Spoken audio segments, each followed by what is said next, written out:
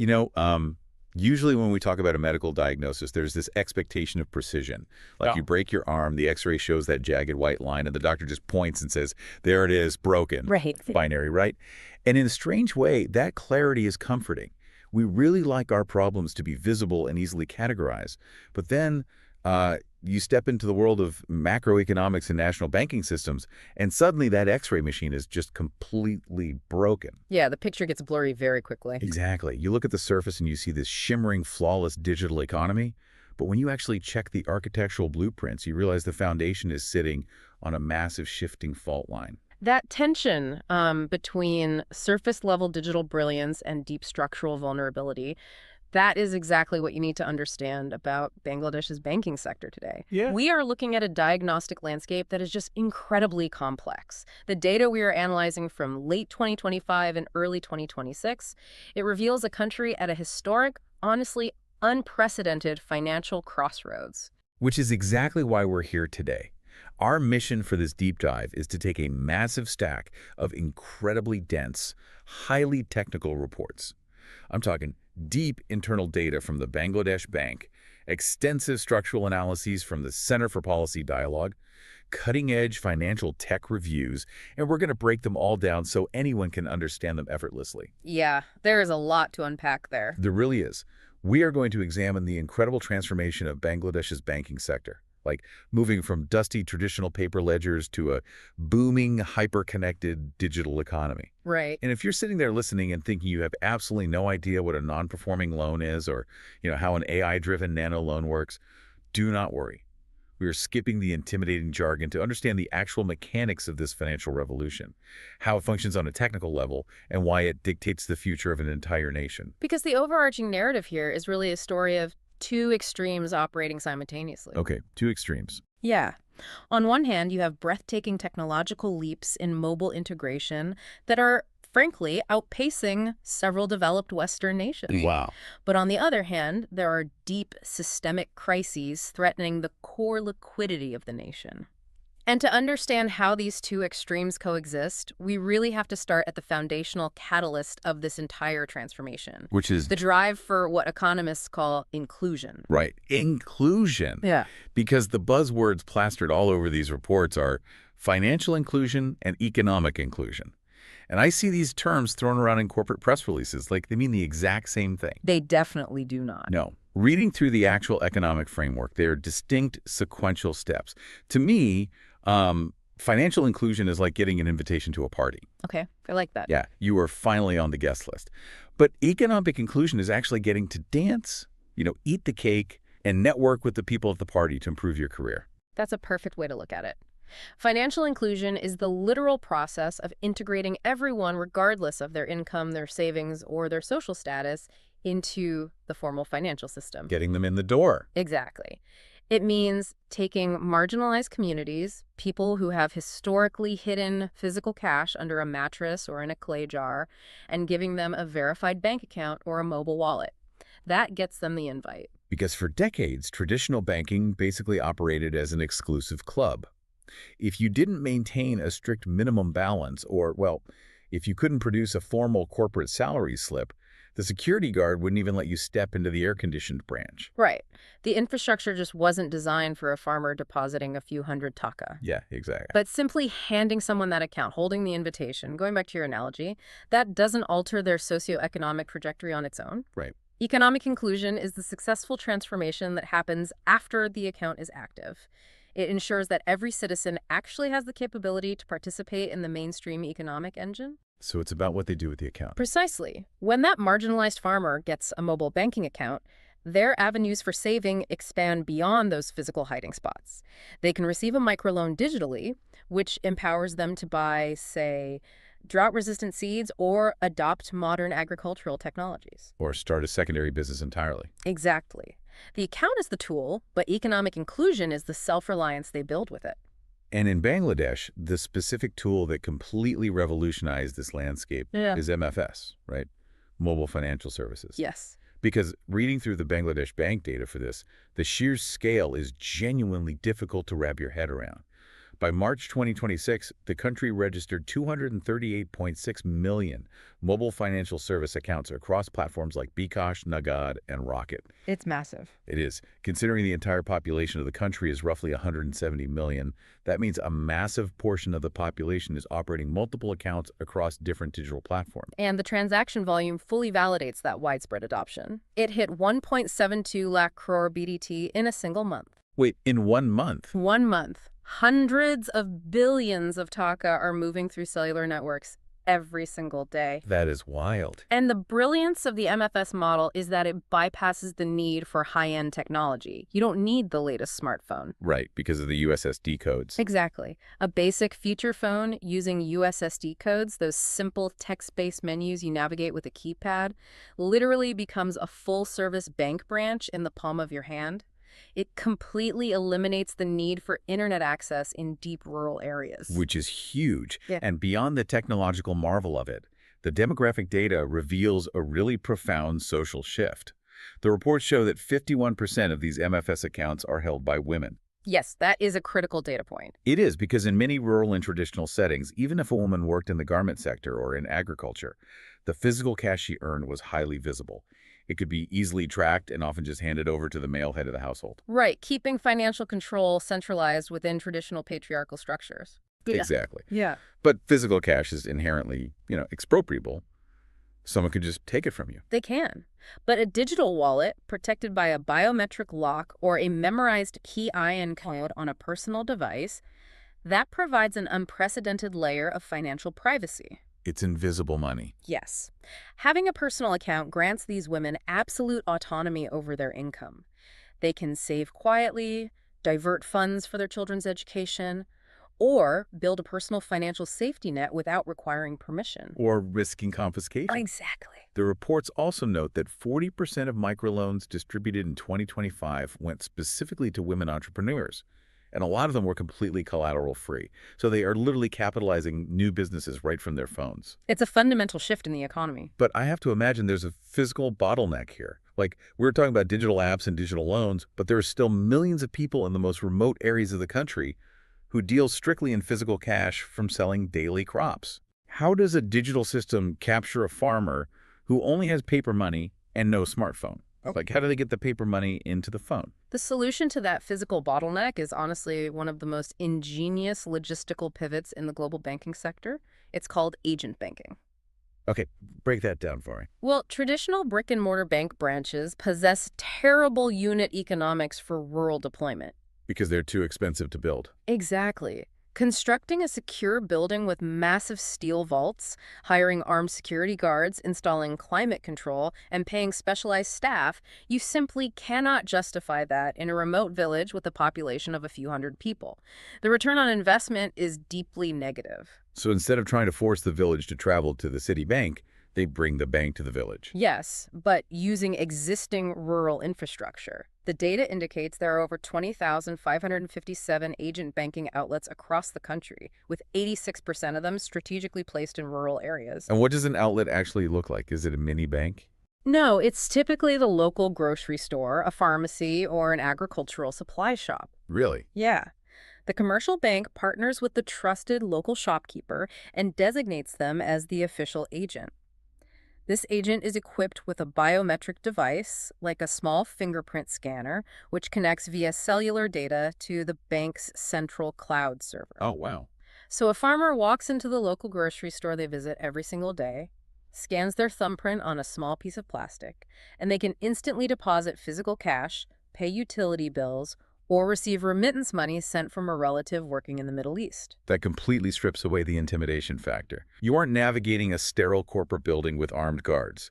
You're literally just handing cash to the guy who sells you rice. Exactly. And the fingerprint technology solves the friction of literacy barriers or forgotten PIN codes. It links the physical human directly to the digital ledger.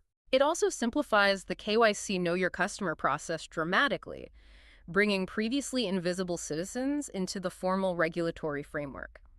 And this strategy of early integration extends to the younger generation as well. Oh, the school banking thing. Right. The central bank has heavily pushed school banking initiatives, resulting in over 4.5 million students holding active bank accounts, with more than 53% originating from rural areas. That's incredible. It embeds financial literacy and the psychological habit of saving into the population from a highly formative age. So we have millions of people, women, farmers, students, suddenly woven into this financial ecosystem.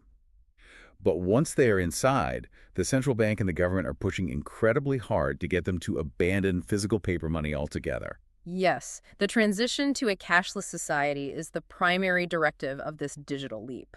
Why the aggressive push to kill off cash, though? I mean, physical money works perfectly fine without a Wi-Fi connection, a battery charge, or a software update. Why does the government hate paper money so much? Physical currency functions, yes, but its maintenance is an astronomical drain on national resources. The hidden systemic cost of paper money is staggering. The expert data reveals that the government of Bangladesh spends nearly 20,000 crore BDT annually just to manage physical currency. Wait, 20,000 crore just for the existence of cash? Just for it to exist and move around, yes. Break down that supply chain for me, because I never think about the actual life cycle of a 20-taka note. Where does all that money go? The life cycle of fiat currency is incredibly resource intensive. First, the central bank must procure highly specialized, secure substrates. We're talking cotton paper or polymer blends, along with proprietary color-shifting inks, security threads, and watermarks to prevent counterfeiting. Right, the anti-fraud stuff. Exactly. And this material is processed in highly secure, energy-intensive printing facilities. Once printed, you face the logistical nightmare of distribution. Millions of notes must be transported across the entire country in reinforced armored trucks, flanked by armed security personnel. And paper degrades, right. Especially in a humid climate where money is passed rapidly hand-to-hand in wet markets. Precisely. Notes become torn, soiled, and structurally compromised. The central bank must constantly retrieve this damaged currency, securely transport it back to central facilities, run it through massive shredding and incineration machines, and print brand new notes to replace the destroyed supply. Wow, so it's a never-ending cycle. It is. Add the operational costs of thousands of ATMs, the electricity to run them, and the personnel to guard fiscal vaults, and you have an immense logistical hemorrhage. Forcing a transition to digital, cashless transactions saves the nation billions in sheer administrative overhead. Oh, that makes total sense. But if the goal is a fully cashless society, the digital alternative has to be utterly flawless and frictionless. Right. And traditionally, the digital landscape in banking was highly fragmented. The reports emphasize two massive structural solutions to this friction: interoperability and a platform called Binamoy. Yes, those are critical. Tell me about Binamoy. So, the historical landscape of mobile finance operated as a series of walled gardens. If you used Bcash and the merchant or friend you wanted to pay used Nagad, the two systems simply did not communicate. That's so frustrating. It completely defeated the purpose of digital velocity. You would have to walk to a Bcash agent, withdraw physical paper money, walk over to a Nagad agent, and deposit that cash into the target account. It's the equivalent of having a mobile phone on one cellular network and being physically blocked from calling someone on a competing network. Yeah. The friction prevents wide-scale adoption. Exactly. Interoperability is the software architecture that dismantles those walls, and Binamoy is the government-backed central clearinghouse that acts as the universal digital translator. Okay, a universal translator. Right. Through application programming interfaces, or APIs, Binamoy allows a traditional commercial bank server to talk directly to a digital wallet server. Now, a user can execute a transfer from a standard bank account directly into a Nagad wallet or from Bcash to Rocket in real time with minimal transaction fees. It creates a single, unified digital highway for the nation's liquidity. Exactly. And that unified highway enables some incredible downstream innovations. The fintech analyses highlight the deployment of eKYC and nano loans. Let's look at the mechanics of eKYC electronic. Know your customer. A total game changer. Historically, opening a bank account required a person to physically present a massive stack of documentation. Verified utility bills, character reference letters from local government officials, multiple passport-sized photographs, and lengthy forms filled out in triplicate. And that administrative burden actively excluded millions of low-income citizens who lived in informal housing or simply did not possess the required paper trail to prove their own existence to the bank. Right. But eKYC eliminates that entirely by pinging the National Digital ID database directly. A user simply takes a selfie on their phone, scans their national ID card, and the banking software uses facial recognition to match the live photo with the government database in milliseconds. It's instant. Yeah, the identity is verified, and the account is activated without a single piece of paper changing hands. And that verified digital identity is what unlocks the nano loan, which fundamentally changes how credit works. The nano loan represents the intersection of artificial intelligence and microfinance. Explain how that works, because it sounds like science fiction. Well, traditional banking evaluates creditworthiness based on collateral. If a street vendor needs a microloan of 5,000 taka to purchase extra inventory for a weekend festival, a commercial bank will reject the application immediately. Why? The vendor possesses no land to pledge, no formal credit history, and honestly, the administrative cost of underwriting such a small loan exceeds the potential interest earned by the bank. So they just say no. They say no. Left with no formal options, that vendor is forced to seek out a local informal loan shark who charges extortionate, crippling interest rates, locking the borrower into a perpetual cycle of debt. That's terrible. But the nano loan bypasses collateral entirely. Instead, the bank's AI algorithm analyzes the user's digital footprint on their MFS account. So it's looking at their transaction history. Yes. The AI functions as a behavioral risk assessor. It analyzes the frequency of incoming peer-to-peer transfers. It checks if the user tops up their mobile airtime regularly and if they pay their utility bills through the app on time. It's looking for reliability. Exactly. By synthesizing thousands of these micro data points, the algorithm generates an instant dynamic proxy credit score. Within seconds, the application offers the vendor a small, uncollateralized loan directly to their digital wallet. That's amazing. And the repayment rates mentioned in the reports are exceptionally high because the borrower understands the gamification of the system. They know that repaying the 5,000 taka loan on time boosts their algorithmic score, which unlocks a 10,000 taka loan the next month. It provides emergency liquidity based on behavioral trust rather than physical assets. Okay, so while the domestic convenience of these digital systems is transformative, the reports make it clear that the Bangladesh bank's push for digital tracking serves a much more aggressive macroeconomic purpose. Oh, absolutely. The digitization of money is basically the primary weapon deployed against a deeply entrenched underground financial network known as Hundi. Yes, Hundi is a massive issue. The reports dedicate significant bandwidth to the Hundi system.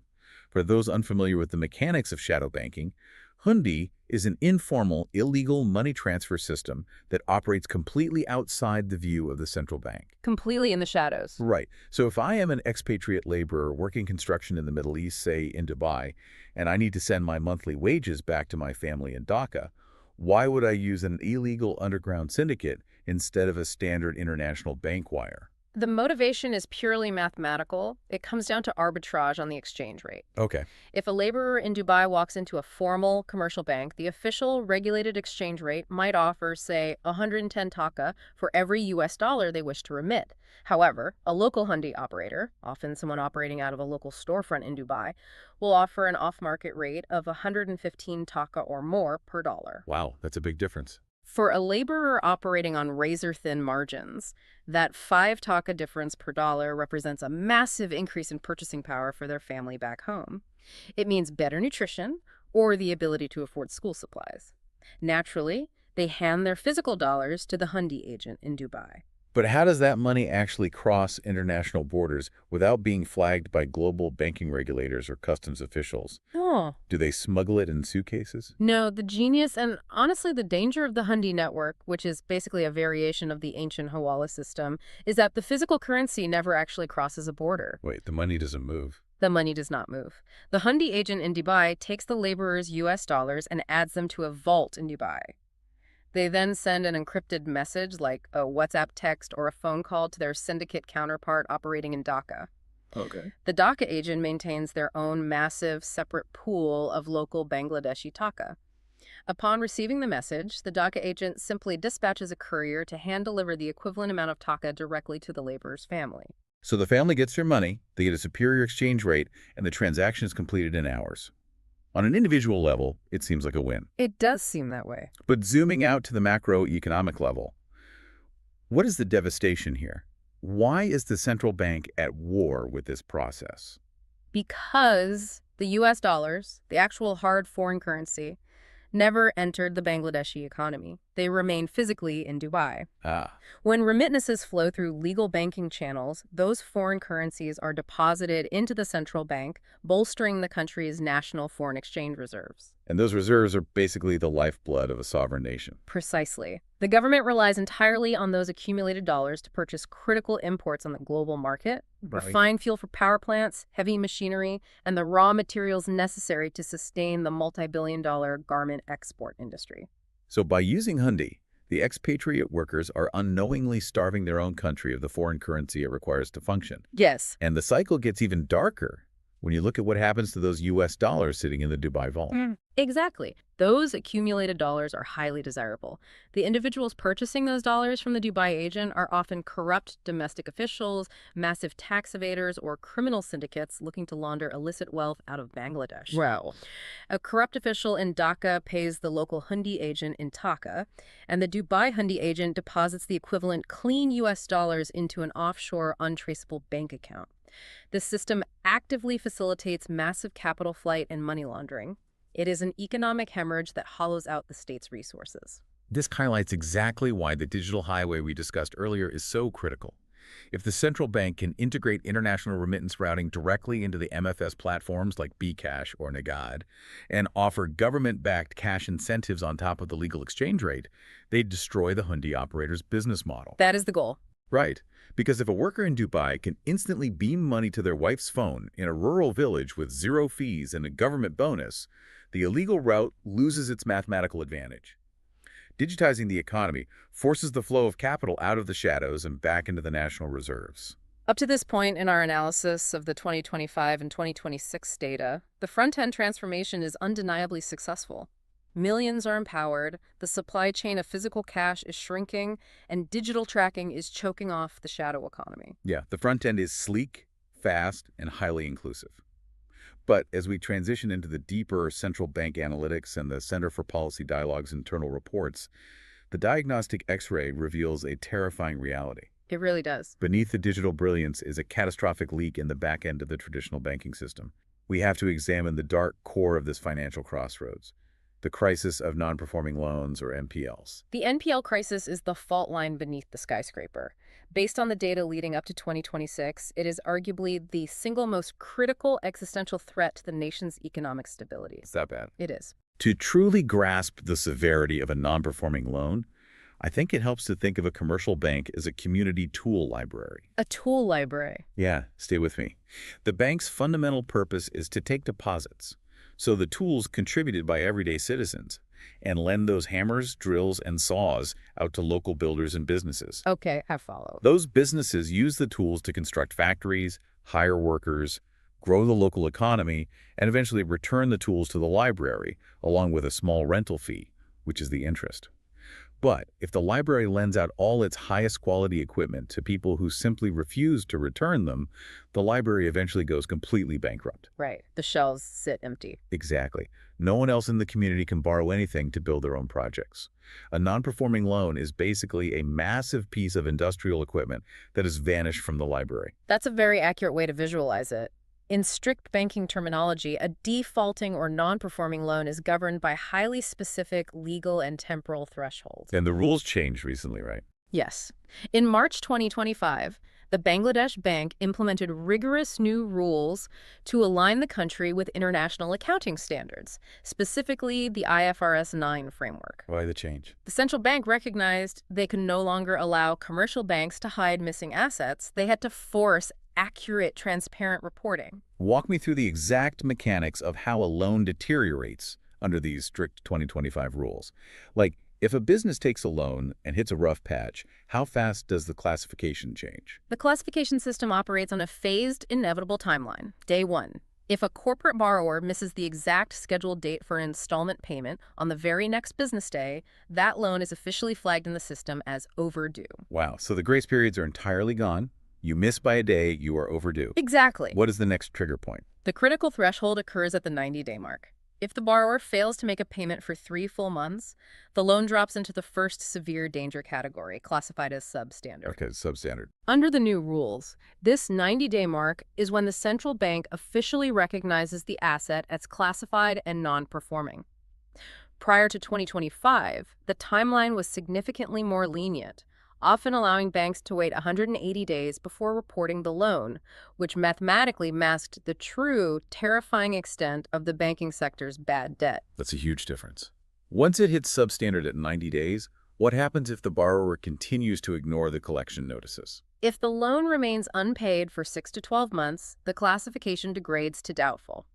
Crucially, at the 6-month juncture under the Bank Company Act, the borrower is formally and legally declared a defaulter. And the final stage. Finally, if the installment remains unpaid for over 12 months, it hits the terminal classification of bad or loss. It's completely gone. At this stage, the commercial bank must assume the capital is permanently destroyed.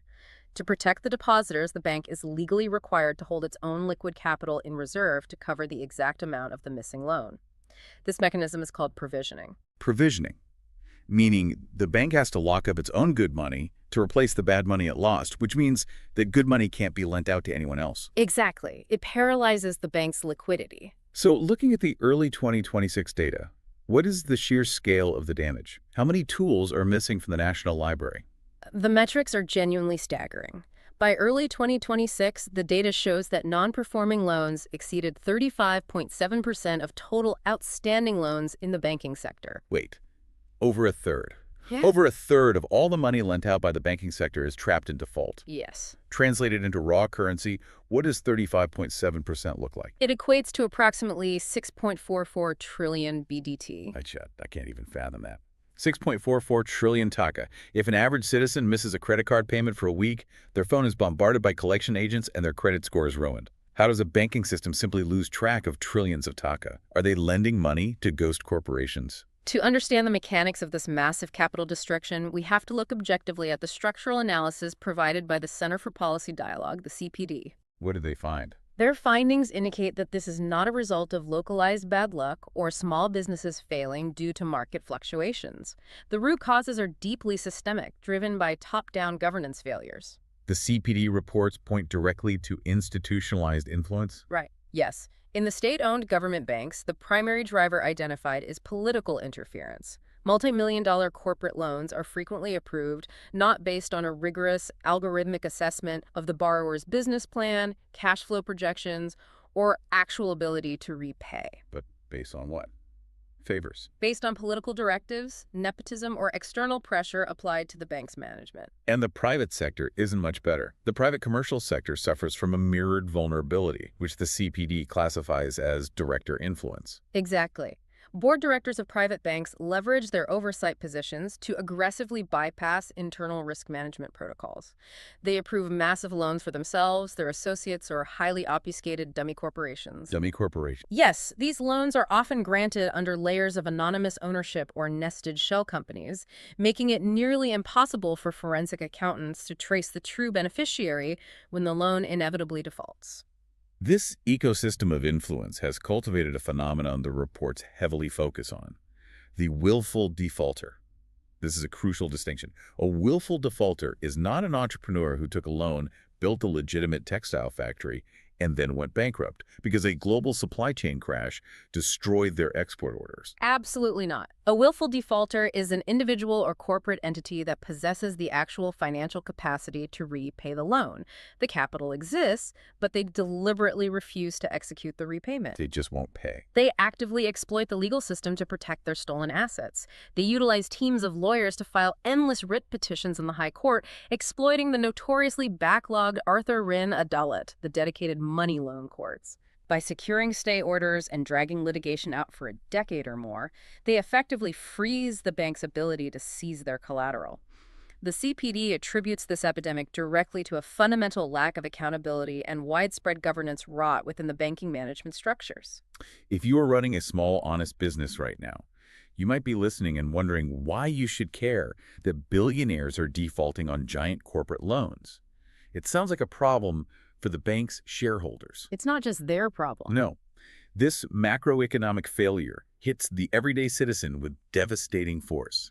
Because over a third of the bank's capital is trapped in default, the bank has vastly reduced capacity to lend money to anyone else. Supply and demand take over. Precisely. Because the supply of available capital is severely constrained, the price of borrowing that capital inherently skyrockets. Commercial banks are forced to drastically raise their interest rates across the entire spectrum of lending simply to compensate for the massive provisioning losses they are taking from the willful defaulters. So if a legitimate entrepreneur wants to secure a loan to expand a tech startup or open a new manufacturing line, they are quoted an astronomical interest rate. Yes. The honest citizens are literally subsidizing the theft committed by the willful defaulters. It's a heavy burden on the honest borrower. Because borrowing is prohibitively expensive, businesses cannot afford to expand. They cancel factory constructions, they stop hiring new workers. Unemployment remains stagnant, and the sheer gravitational weight of 6.44 trillion BDT in bad debt acts as an anchor, dragging down the entire country's GDP growth and stifling national innovation. Recognizing the existential nature of this threat, the central bank has moved beyond observation and implemented aggressive structural remedies. They had to. Right. When a commercial bank is drowning in toxic assets, the regulator faces a highly delicate operation. They must save the financial system without triggering a nationwide panic, which would result in a catastrophic bank run. The primary mechanisms detailed in the Bank Resolution Ordinance 2025 are mergers and liquidations. I really want to examine the mechanics of a forced merger. It's a complex process. If I am the CEO of a highly profitable, well-governed bank, and the central bank mandates that I absorb a failing, corrupt institution burdened with a mountain of bad debt, that seems like a recipe for disaster. It's a valid concern. It's like trying to graft a dying, diseased branch onto a healthy tree. If you don't prepare the soil and treat the disease, the rot just spreads to the healthy trunk. Why would a strong bank survive that integration? That exact fear of systemic contagion is why forced mergers, if executed recklessly, can destabilize the entire banking sector. The bad assets can rapidly consume the healthy capital. However, the Bank Resolution Ordinance 2025 provides highly specific mathematical mechanics and massive government backing to neutralize that risk. Let's look at the most prominent case study in the late 2025 data, the creation of the combined Islamic Bank. The central bank forcibly consolidated 5 struggling Islamic banks: First Security Islamic Bank, Social Islamic Bank, Union Bank, Global Islamic Bank, and Exam Bank into a single state-backed mega entity. Yes, that was a massive undertaking. But combining 5 banks that have no money doesn't magically create a solvent bank. How does the central bank mathematically restructure that much debt? It requires a massive immediate injection of external liquidity to restore the balance sheet and guarantee depositor trust. For the combined Islami Bank, the authorized paid-up capital was set at an immense 35,000 crore BDT. Whoa! Crucially, the government itself absorbed the primary shock by directly providing 20,000 crore BDT in capital. And what about the remaining 15,000 crore? That is where a bail-in mechanism is utilized. The remaining 15,000 crore was generated by legally converting the massive funds held by institutional depositors, we're talking large corporations or investment funds, directly into equity shares of the new bank. Oh, so they forced the big players to take a stake. Yes, this protects the everyday retail depositor while forcing large institutional players to absorb some of the restructuring risk. By acting as the ultimate financial shock absorber, the government guarantees that when an average citizen walks up to an ATM, their money dispenses normally, preventing a psychological panic. That's the most critical part, avoiding panic. Furthermore, consolidating 5 massive bureaucracies into one allows the new entity to drastically slash administrative overhead. They can close overlapping branch locations, terminate redundant executive salaries, and, maybe most importantly, centralize a singular, highly aggressive legal department dedicated solely to hunting down the bad debts of all 5 legacy banks. Exactly. And if a bank's internal rot is too severe, and even a heavily subsidized merger cannot salvage the balance sheet, the regulator utilizes liquidation. Liquidation. That sounds permanent. It is. Liquidation is the terminal process where a bank's corporate charter is permanently revoked, its physical branches are shut down, and its remaining assets, real estate, performing loans, treasury bonds, are systematically auctioned off to repay its liabilities, with the absolute priority placed on reimbursing retail depositors. To make sure everyday people don't lose their savings. Right. To manage this catastrophic scenario, The Deposit Protection Act of 2026 established a dedicated deposit protection department within the central bank, ensuring that everyday citizens possess an ironclad state-backed guarantee on their life savings, even if the bank's executives drive the institution into the ground. Now, to prevent banks from ever reaching the point of forced mergers or liquidation, the central bank deployed a highly mathematical early warning system. Effective March 31st, 2025, they activated the Prompt Corrective Action Framework, or PCA. How exactly does this framework calculate a bank's health? The PCA framework functions as a strict algorithmic report card based largely on the Basel III International Banking Guidelines. It grades banks primarily on their capital to risk-weighted assets ratio, or CRAR, and their ratio of non-performing loans. So it's basically a math equation. Essentially, yes. Yeah. It mathematically measures how much safe capital the bank holds in reserve versus how much risky lending they have engaged in. Based on that math, banks are slotted into 4 distinct categories. Category 1 represents a fundamentally healthy institution. But as a bank's CRAR drops and its bad loans rise, it slips into lower categories, triggering automatic, non-negotiable regulatory restrictions. Yeah.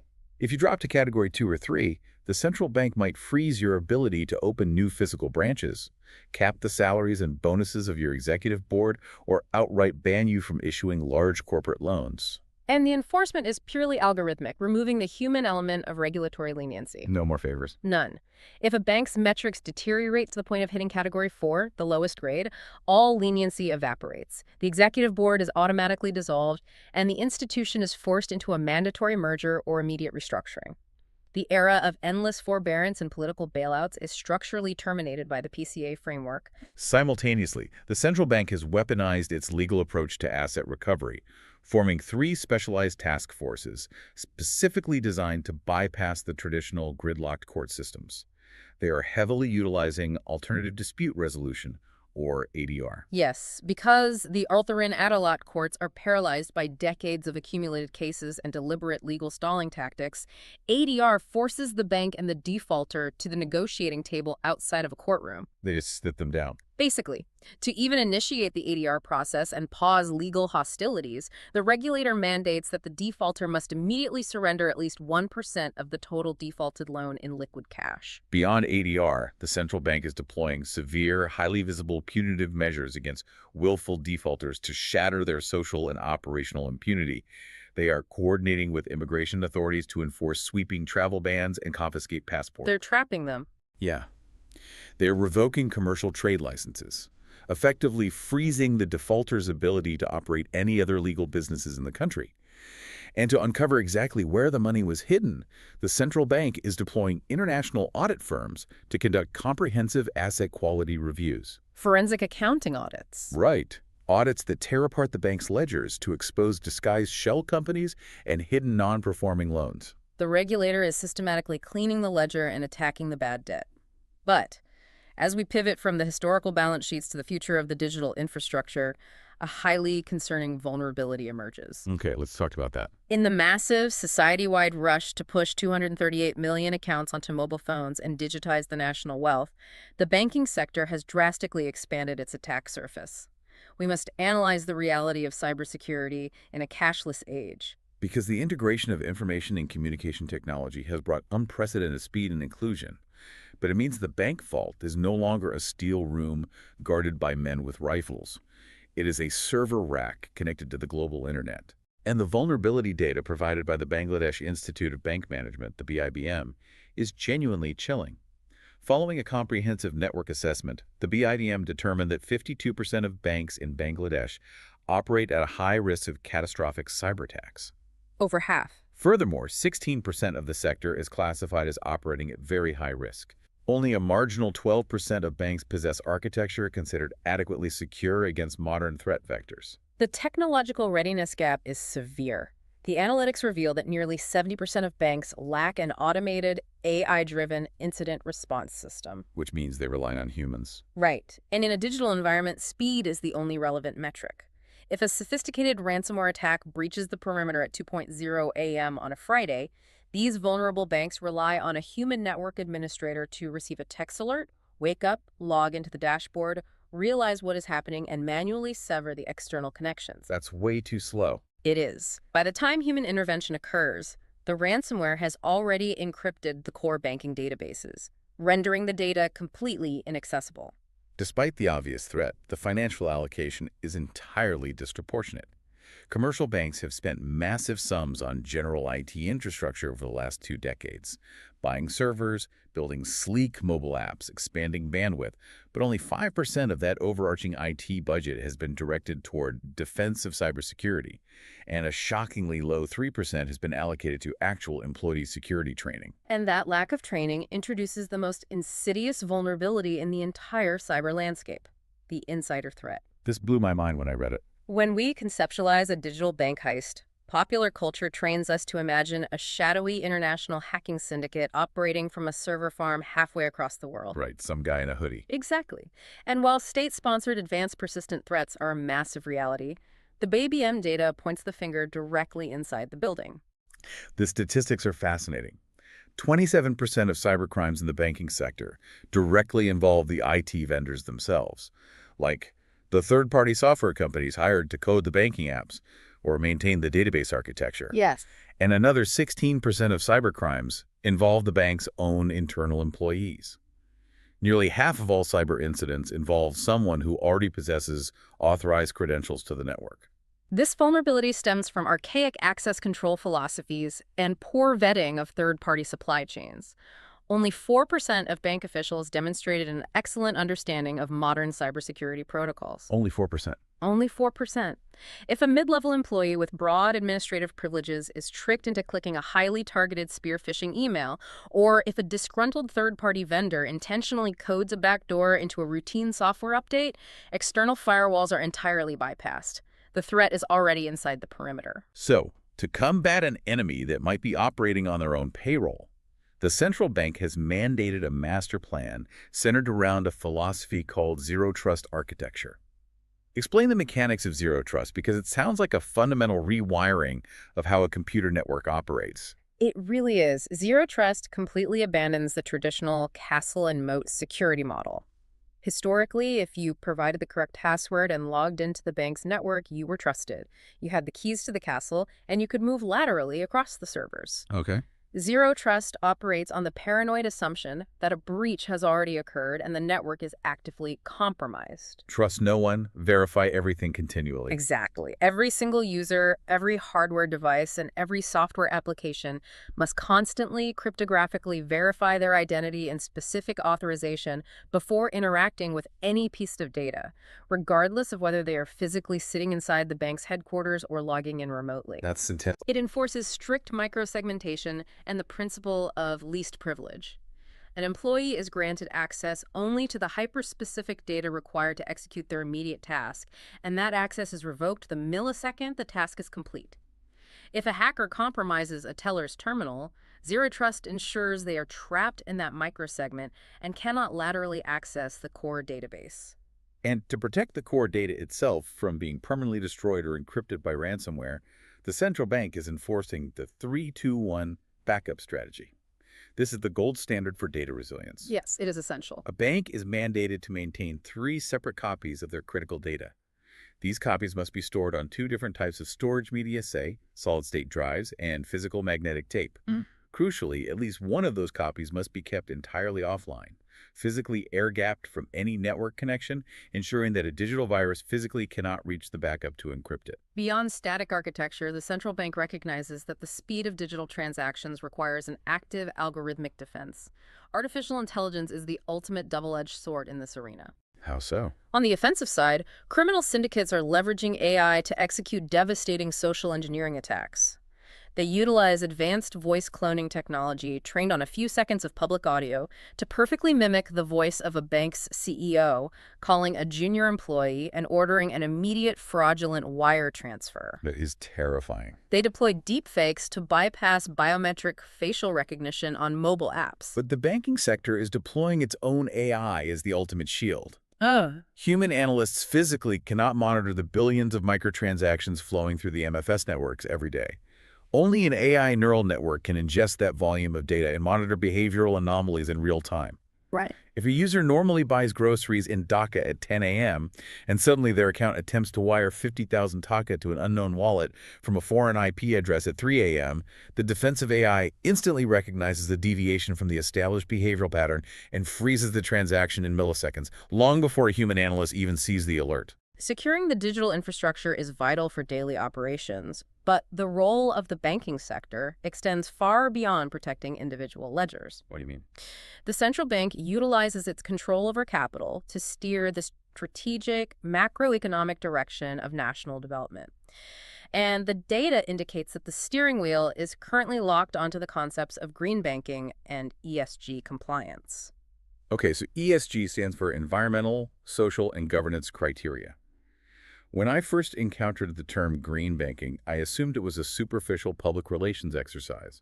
I pictured banks printing monthly statements on recycled paper or installing solar panels on the roof of their corporate headquarters. A lot of people think that. But analyzing the central bank's structural mandates, green banking is actually the weaponization of capital to enforce industrial environmental compliance. That is a highly accurate characterization. Yeah. The banking sector controls the oxygen supply of industrial expansion, commercial credit. If a massive textile conglomerate wishes to build a new factory or expand an existing dying operation, they require a multi-million-dollar term loan. Under strict sustainable finance policies, the commercial bank no longer just looks at the projected profit margins.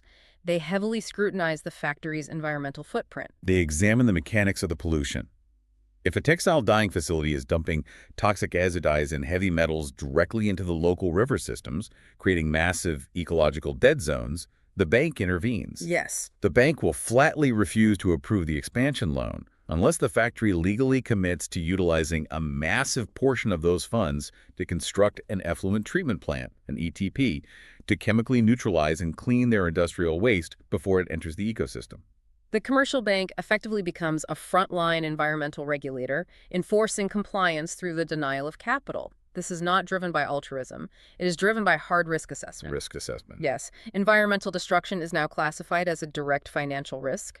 If a factory pollutes a river, they face imminent government shutdowns, massive regulatory fines, or catastrophic boycotts from international buyers. That makes the factory a highly volatile, high-risk borrower likely to default on their loan. This aggressive shift toward ESG is not a theoretical long-term aspiration. The reports highlight a massive ticking deadline that is accelerating this entire process. November 2026. What exactly happens to the national economy in November 2026? In November 2026, Bangladesh is scheduled to officially graduate from LDC status. LDC stands for Least Developed Country, a classification managed by the United Nations. Graduating sounds like a monumental validation of decades of hard-fought GDP growth, infrastructure development, and poverty reduction. It is a historic economic milestone. However, that graduation fundamentally rewrites the rules of the country's global engagement, and it comes with a severe immediate penalty. Which is? As an LDC, Bangladesh currently enjoys highly preferential asymmetric trade privileges in the global market, particularly within the European Union and North America. Under frameworks like a generalized scheme of preferences, their primary exports, specifically the ready-made garments that drive the economy, enter those massive Western markets with extremely low or completely zero import tariffs. Those zero tariff privileges give Bangladeshi factories a massive mathematical advantage, allowing them to underprice competitors from fully developed manufacturing hubs like China or Vietnam. But when graduation occurs in November 2026, it is the equivalent of taking the training wheels off while merging onto a high-speed global highway. Oh, wow. The country will lose many of those duty-free protections. Almost overnight, their textile exports will face standard international tariffs, instantly making their products significantly more expensive on the global market. To survive that price shock, the factories can no longer compete solely on being the cheapest option. They must pivot and compete on quality, operational efficiency, and absolute ESG compliance. Major global fashion brands in Europe and America are under immense legislative pressure from their own governments and intense scrutiny from their consumer base to guarantee that their global supply chains are environmentally sustainable and socially ethical. If a Bangladeshi factory does not meet those strict international green standards, the Western buyers will simply absorb the new tariffs and take their multi-million-dollar contracts to a competing nation that does. The interconnectivity of the system becomes perfectly clear.